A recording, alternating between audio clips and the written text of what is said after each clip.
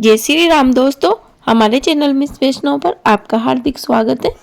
मैं सभी देवताओं को प्रणाम कर बृहस्पतिवार व्रत कथा आरंभ करती हूँ। प्रेम से बोलिए बृहस्पति भगवान की जय, विष्णु भगवान की जय। एक राजा था जिसके घर में अन्न धन की कोई कमी नहीं थी, परंतु उसकी स्त्री बहुत ही कृपण थी। वह किसी भिक्षार्थी को कभी भी कुछ नहीं देती थी। सारा दिन बस घर के काम में लगी रहती थी। एक समय साधु महाराज बृहस्पतिवार के दिन उसके द्वार पर आए और भिक्षा मांगने लगे। स्त्री उस समय अपने आंगन को लीप रही थी। इस कारण साधु महाराज से कहने लगी कि हे महाराज, इस समय मैं लीप रही हूँ, आपको कुछ नहीं दे सकती, फिर किसी समय में आना। साधु महात्मा खाली हाथ वहां से चले गए। कुछ दिन पश्चात वह साधु महात्मा आए और उसी तरह भिक्षा मांगी। रानी उस समय अपने लड़के को खाना खिला रही थी। कहने लगी कि हे महाराज, क्या करूं, मुझे अभी समय नहीं है, इसलिए आपको कुछ नहीं दे सकती। तीसरी बार महात्मा आए तो उसी प्रकार उन्हें टालना चाहा, परंतु वह महात्मा कहने लगी कि यदि तुमको बिल्कुल ही समय हो जाए तो तुम मुझे भिक्षा दोगी ना। रानी कहने लगी, हाँ महाराज, यदि ऐसा हो जाए तो बहुत ही कृपा होगी।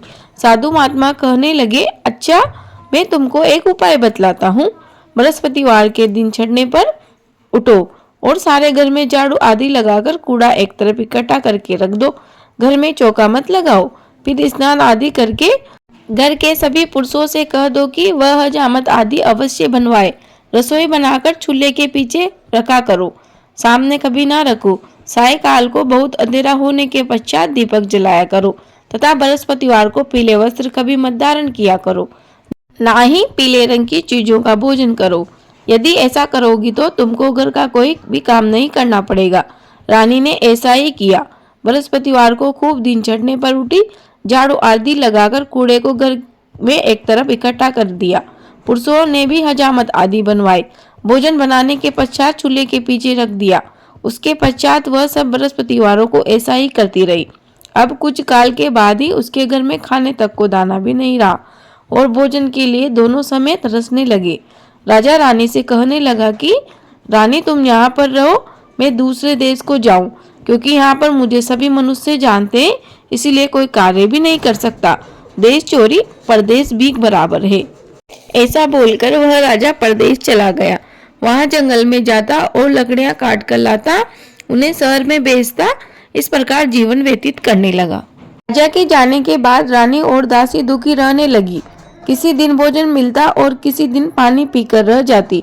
एक बार रानी व दासी को 7 रोज बिना भोजन के व्यतीत हो गए तो रानी ने अपनी दासी से कहा, हे दासी, यहाँ पास ही के नगर में मेरी बहन रहती है।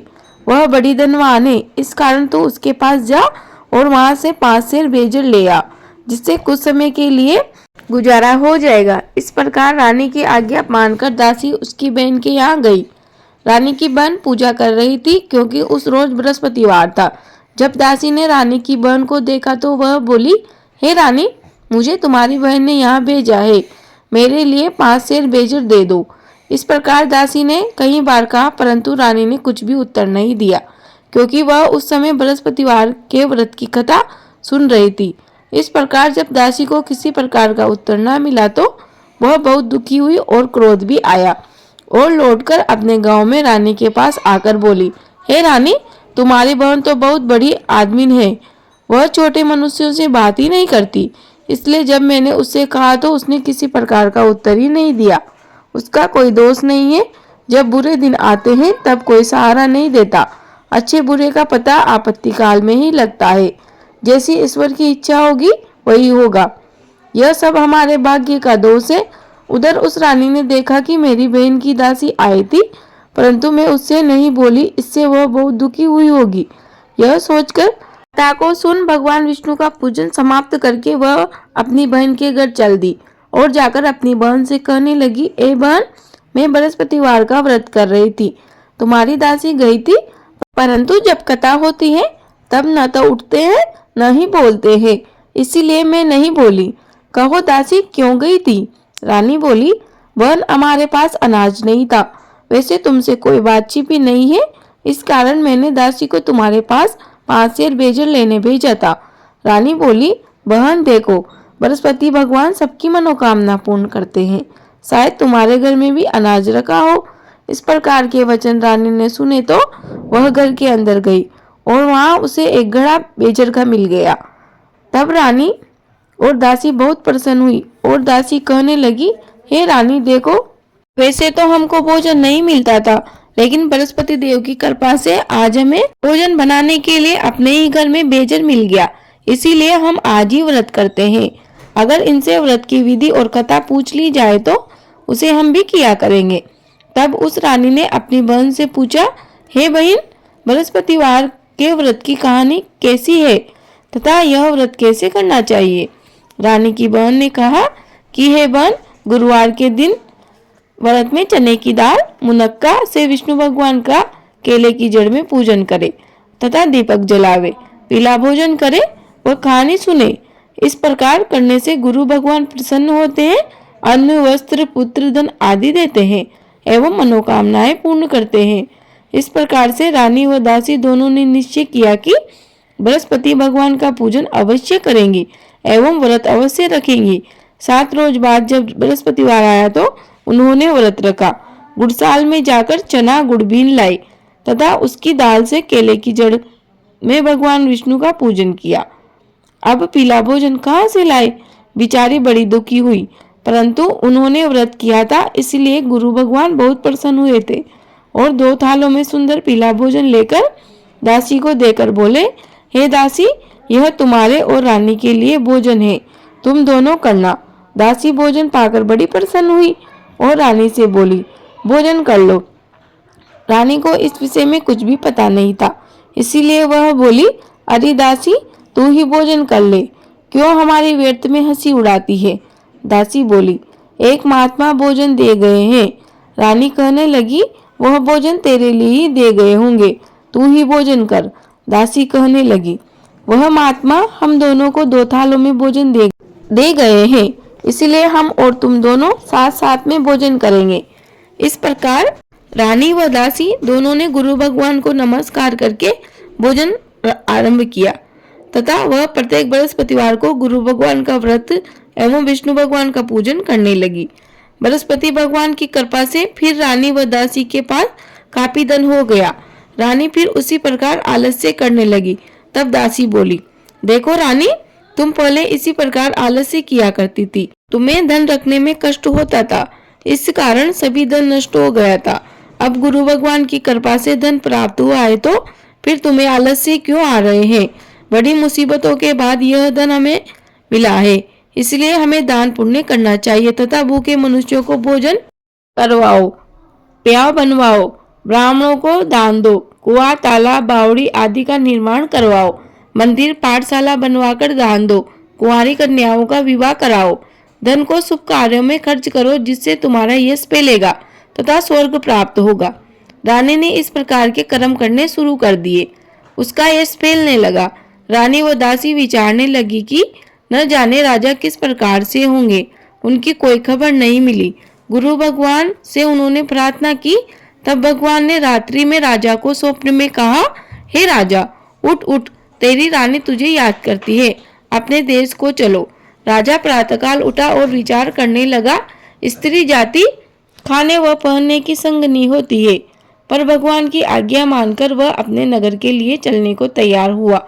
इससे पूर्व राजा जब परदेश चला गया था तो प्रतिदिन जंगल में से लकड़ी बीन कर लाने लगा और उन्हें शहर में बेचकर अपने दुखी जीवन को कठिनाई से व्यतीत करने लगा था।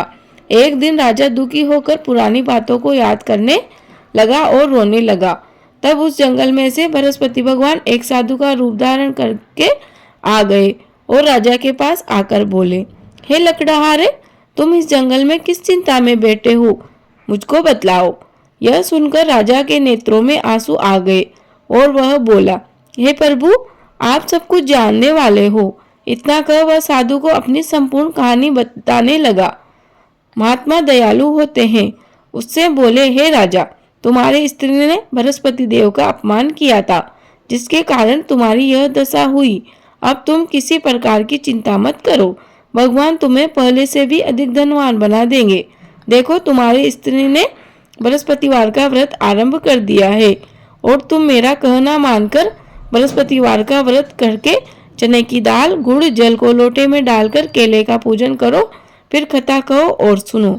भगवान तेरी सब मनोकामनाओं को पूर्ण करेंगे।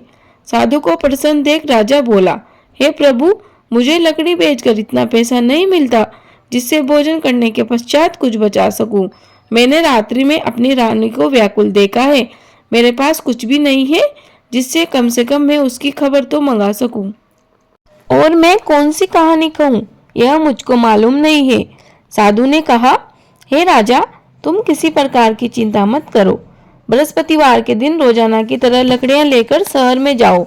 तुमको उस दिन रोज से भी 2 गुना धन प्राप्त होगा, जिससे तुम भली प्रकार से भोजन कर लोगे और बृहस्पति देव की पूजा का सामान भी आ जाएगा। इतना कह वह साधु देवता वहां से अंतर्ध्यान हो गए। धीरे धीरे समय व्यतीत होने पर बृहस्पतिवार का दिन आया। राजा जंगल से लकड़ी काटकर शहर में बेचने गया। उसे उस दिन और दिन से अधिक पैसा मिला। राजा ने गुड़, चना आदि लाकर बृहस्पतिवार का व्रत किया। उसी दिन से उसकी सभी कठिनाइयां दूर होने लगी। परंतु जब दोबारा बृहस्पतिवार का दिन आया तो वह राजा व्रत करना भूल गया। इस कारण बृहस्पति भगवान नाराज हो गए। उस दिन उस नगरी के राजा ने विशाल यज्ञ का आयोजन किया था तथा शहर में यह घोषणा कराई कि कोई भी मनुष्य अपने घर में भोजन ना बनावे, समस्त जनता मेरे यहाँ भोजन करने आवे। इस आज्ञा को जो न मानेगा उसके लिए फांसी की सजा दी जाएगी। राजा की आज्ञा अनुसार शहर के सभी लोग भोजन करने गए, लेकिन वह लकड़हारा कुछ देर से पहुंचा। इसीलिए राजा उसको अपने साथ भोजन करवाने ले गए और ले जाकर भोजन करा रहे थे तो रानी की दृष्टि उस कुटी पर पड़ी जिस पर उसका हार लटका हुआ था। वह वहां पर दिखाई न दिया। रानी ने निश्चय किया कि अवश्य ही मेरा हार इसी ने चुराया है। उसी समय सेना बुलवाकर उसे जेलखाने में डलवा दिया। तब राजा जेलखाने में पड़ गया और बड़ा दुखी होकर विचार करने लगा कि न जाने कौन से पूर्व जन्म के कर्म से मेरे लिए इतना दुख प्राप्त हुआ है। और उसी समय उस साधु को याद करने लगा जो कि उसे जंगल में मिला था। उसी समय तत्काल बृहस्पति देव साधु के रूप में प्रकट हो गए और उसकी दशा को देखकर कहने लगे, अरे मूर्ख, तूने बृहस्पति देवता की कथा नहीं की, इस कारण तेरे लिए यह दुख प्राप्त हुआ है। अब चिंता मत कर। बृहस्पति के दिन जेलखाने के दरवाजे पर 4 पैसे पड़े मिलेंगे। उनसे तू बृहस्पतिवार का पूजन करना, तेरे सभी कष्ट दूर हो जाएंगे। बृहस्पतिवार के दिन उसे 4 पैसे मिले। राजा ने कथा की तो उसी रात्रि को बृहस्पति देव ने उस नगर के राजा को स्वप्न में आकर कहा, हे राजा, तुमने जिस आदमी को जेलखाने में बंद कर दिया है वह निर्दोष है, उसे छोड़ देना। रानी का हार उसी खूंटी पर लटका हुआ है। अगर तू उसे नहीं छोड़ेगा तो मैं तेरे राज्य को नष्ट कर दूंगा। इस प्रकार के रात्रि के स्वप्न को देखकर राजा प्रातःकाल उठा और खूंटी पर हार देखकर लकड़हारे को बुलाकर क्षमा मांगी तथा राजा को सुंदर वस्त्र आभूषण देकर विदा किया। जब राजा नगर के निकट पहुंचा तो उसे बड़ा ही आश्चर्य हुआ। नगर में पहले से भी अधिक बाग, तालाब, कुएं आदि थे। बहुत सी धर्मशाला, मंदिर आदि नए बन गए थे। राजा ने पूछा, यह किसका बाग और धर्मशाला है? तो नगर के लोग कहने लगे, यह सब रानी और दासी के हैं। तो राजा को और भी ज्यादा आश्चर्य हुआ और गुस्सा भी आया। जब रानी ने यह खबर सुनी कि राजा आ रहे हैं तो उसने दासी से कहा, हे दासी, देख राजा हमको कितनी बुरी हालत में छोड़ गए थे। कहीं हमारी ऐसी हालत देखकर वह लौट न जाए, इसीलिए तू जा दरवाजे पर खड़ी हो जा। आज्ञा अनुसार दासी दरवाजे पर खड़ी हो गई और राजा आए। जब उन्हें अपने साथ अंदर ले आई तब राजा ने क्रोध करके अपनी तलवार निकाली और पूछने लगे, यह धन तुम्हें कैसे प्राप्त हुआ? तो उन्होंने कहा, हमें यह बृहस्पति देव के प्रभाव से प्राप्त हुआ है। राजा ने निश्चय किया, 7 रोज बाद तो सभी बृहस्पति देव का पूजन करते हैं एवं कथा सुनते हैं, परंतु मैं रोजाना दिन में 3 बार कहानी कहा करूंगा तथा रोज व्रत किया करूंगा। अब हर समय राजा के दुपट्टे में चने की दाल बंधी रहती तथा दिन में 3 बार कहानी कथा। एक दिन राजा ने विचार किया कि चलो अपनी बहन के यहाँ हो आवे। इस प्रकार निश्चय कर राजा घोड़े पर सवार हो अपनी बहन के यहाँ जाने लगा। मार्ग में उसने देखा कि कुछ आदमी एक मुर्दे को ले जा रहे हैं। रोककर राजा कहने लगा, अरे भैया, मेरी बृहस्पतिवार की कहानी सुन लो। वे बोले, लो हमारा तो आदमी मर गया, इसको अपनी कहानी की पढ़िए। परंतु कुछ आदमी बोले, अच्छा कहो, हम तुम्हारी कहानी सुनेंगे। राजा ने दाल निकाली और जब कहानी आधी हो गई तो मुर्दा हिलने लगा और कहानी जब समाप्त हो गई तो वह राम राम कहकर खड़ा हो गया। आगे मार्ग में उसे एक किसान खेत में हल चलाता मिला। राजा ने उसे देखकर उससे बोला, अरे भैया, तुम मेरी बृहस्पति देव की कहानी सुन लो। किसान बोला, जब तक मैं तेरी कहानी सुनूंगा तब तक 4 रैया और जोत लूंगा, या अपनी कहानी किसी और को सुनाना। इस प्रकार राजा आगे चलने लगा। राजा के हटते ही बेल पछाड़ खाकर गिर गए तथा उसके पेट में बड़ी जोर से दर्द होने लगा। उस समय उसकी माँ रोटी लेकर आई। उसने देखा, अपने पुत्र से सवाल पूछा और बेटे ने सवाल कर दिया। तो बुढ़िया दौड़ी दौड़ी उस घुड़सवार राजा के पास गई और उससे बोली कि मैं तेरी कहानी सुनूंगी, पर तू यह कहानी मेरे खेत पे चलकर ही कह। राजा ने बुढ़िया के खेत पर जाकर कहानी कही, जिससे वह बैल उठ खड़े हुए और किसान के पेट का दर्द भी बंद हो गया। राजा अपनी बहन के घर कुशलता पूर्वक पहुंच गया। राजा ने बहन की खूब मेहमानी की। दूसरे दिन प्रातःकाल राजा जागा तो वह देखने लगा कि सब लोग भोजन कर रहे हैं। राजा ने अपनी बहन से कहा कि कोई मनुष्य है जिसने भोजन न किया हो, वह मेरी बृहस्पतिवार की कहानी सुन ले। बहन बोली, भैया, यह देश ऐसा ही है, प्रथम यहाँ लोग भोजन करते हैं, उसके बाद अन्य काम करते हैं। अगर कोई पड़ोस में हो तो देख आऊं। वह ऐसा कहकर पड़ोस में देखने चली गई, परंतु उसे ऐसा कोई व्यक्ति नहीं मिला जिसने भोजन न किया हो। अतः वह एक कुमार के यहाँ गई, जिसका लड़का बहुत बीमार था। उसे मालूम हुआ कि उसके यहाँ 3 दिन से किसी ने भोजन नहीं किया है। रानी ने अपने भाई की कहानी सुनने के लिए कुमार से कहा। वह तैयार हो गया। राजा ने वहां जाकर बृहस्पतिवार की कहानी कही, जिसको सुनकर उसका लड़का ठीक हो गया। अब तो राजा की प्रशंसा होने लगी। एक दिन राजा ने अपनी बहन से कहा, ए बहन, हम अपने घर को जाएंगे, तुम भी तैयार हो जाओ। यह बात राजा की बहन ने अपनी सास से कही। सास बोली, हाँ तू चली जा, परंतु अपने लड़कों को मत ले जाना, क्योंकि तेरे भाई के कोई संतान नहीं है। बहन ने अपने भैया से कहा, हे भैया, मैं तो चलूंगी, परंतु कोई बालक नहीं जाएगा। राजा बोला, जब कोई बालक ही नहीं जाएगा तो तू भी क्या करेगी। बड़े दुखी मन से राजा अपने नगर को लौट आया। राजा ने अपनी रानी से कहा, हम निर्वंशी राजा हैं, हमारा मुंह देखने लायक नहीं है और कुछ भोजन आदि नहीं किया। रानी बोली, बृहस्पति देव ने हमें सब कुछ दिया है, हमें संतान भी अवश्य ही देंगे। उसी रात्रि को बृहस्पति देव ने राजा से स्वप्न में कहा, हे राजा, उठ, सभी सोच को त्याग दे, तेरी रानी गर्भ से है। राजा को यह समाचार सुन बड़ी खुशी हुई। 9वें महीने में उसके 2 पुत्र पैदा हुए। तब राजा बोला, हे रानी, स्त्री जाति बिना भोजन के रह सकती है, पर बिना कहे नहीं रह सकती। जब मेरी बहन आवे तो तुम उससे कुछ भी ना कहना। रानी ने सुनकर हाँ कर दी, परंतु जब राजा की बहन ने यह समाचार सुना तो वह बड़ी खुश हुई और बधाई लेकर अपने भाई के यहाँ आई। तभी रानी कहने लगी, घोड़े चढ़कर तो नहीं आई, गधे चढ़ी आई। राजा की बहन बोली, भाभी, मैं इस प्रकार से न कहती तो आपको संतान कैसे प्राप्त होती। बृहस्पति देव ऐसे ही हैं, जैसी जिसके मन में कामनाएं होती है सभी को पूर्ण करते हैं। जो भावना से प्रेम पूर्वक बृहस्पतिवार का व्रत करते हैं एवं कथा पढ़ते हैं अथवा सुनते हैं तथा दूसरों को सुनाते हैं, बृहस्पति देव उनकी सब मनोकामनाओं को पूर्ण करते हैं। प्रेम से बोलिए, बृहस्पति भगवान की जय, विष्णु भगवान की जय। कथा अधूरी रही हो तो पूरी कर जो, पूरी हो गई हो तो मान कर जो। दोस्तों, आपको वीडियो उपयोगी लगी हो तो प्लीज़ वीडियो को लाइक करें, कमेंट बॉक्स में जय श्री राम अवश्य लिखें। यदि आप हमारे चैनल पर नए हो तो प्लीज़ चैनल को सब्सक्राइब जरूर कीजिएगा। आपका दिन शुभ हो। धन्यवाद।